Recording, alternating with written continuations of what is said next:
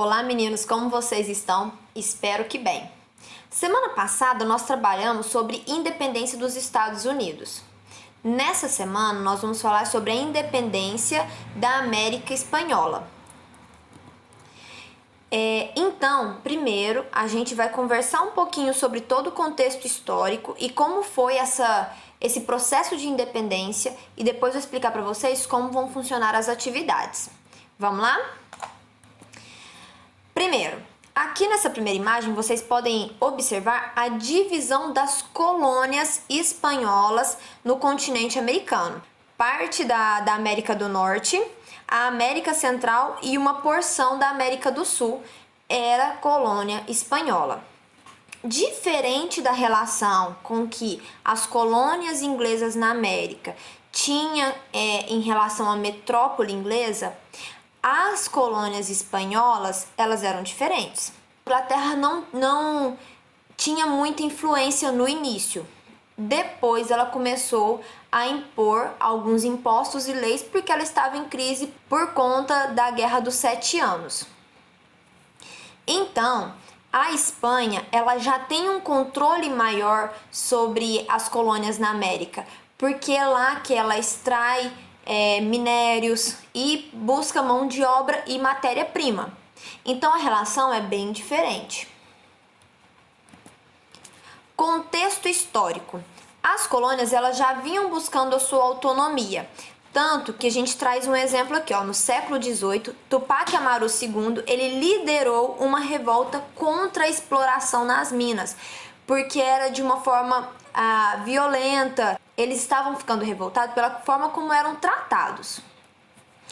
Quando Napoleão Bonaparte invade e derrota a Espanha, ele depõe Fernando VII do poder e as colônias elas começam a formar juntas governativas para se organizar caso a França queira atacar e tomar conta das colônias.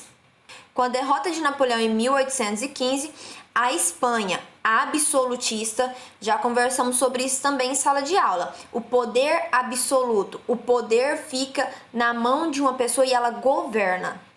Essa Espanha absolutista, ela tenta ter um controle maior sobre suas colônias na América. No início, ela consegue em 2 lugares, na colônia de Bogotá e na colônia de Caracas, mas essa situação vai mudar. E 2 nomes são muito importantes nesse processo. Um é Simón Bolívar e o outro é José de San Martín. O Simón de Bolívar, ele é de família espanhola, a origem dele é espanhola, e ele estudou na Europa e foi influenciado pelo pensamento iluminista. Lembrem, gente, o pensamento iluminista, ele prega a liberdade, igualdade de direitos, a população tem o direito de participar nas decisões políticas. Então, ele vem da Europa com esse pensamento absolutista e ele entra para esses grupos revolucionários. Foi um importante nome da independência da Venezuela. A independência da Venezuela foi um movimento liderado por mestiços, ou seja, mistura de povos da América com espanhóis e os escravos. E depois a Colômbia, Bolívia, Equador e Panamá. Essas 4 colônias, quando elas conseguiram sua independência, elas se tornaram a Gran Colônia, mas isso durou só até 1829. No finalzinho a gente conversa um pouquinho mais sobre isso. José de San Martín, ele também é de origem espanhola. Ainda criança, ele voltou para a Espanha e lá ele foi crescendo e começou seus estudos militares. Depois ele voltou e aí ele se aliou também aos rebeldes. E ele também buscava a independência das colônias espanholas na América. Ele foi um dos principais nomes durante a campanha dos Andes. Vale ressaltar que, de todas as colônias, o México ele não teve auxílio de nenhum desses 2 nomes. Ele conseguiu sua independência por conta própria. Os habitantes do México, eles mesmos se organizaram e conseguiram conquistar sua liberdade.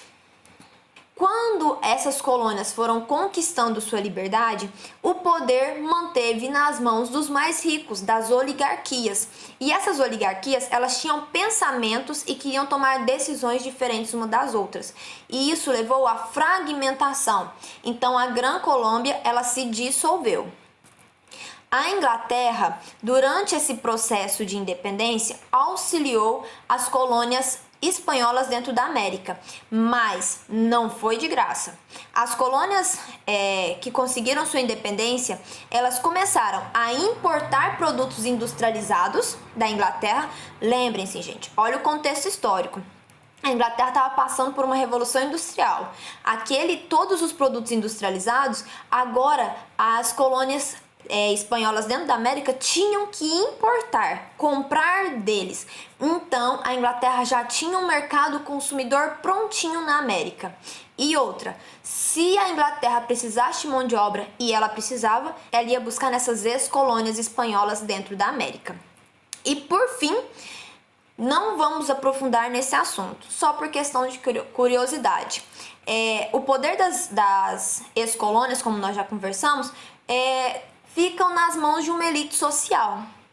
E aí, vamos chegar no ponto vão começar a desenvolver as ditaduras latino-americanas dentro das ex-colônias espanholas dentro da América. Meninos, é só isso, tranquilo. A atividade de vocês hoje será no Google Forms.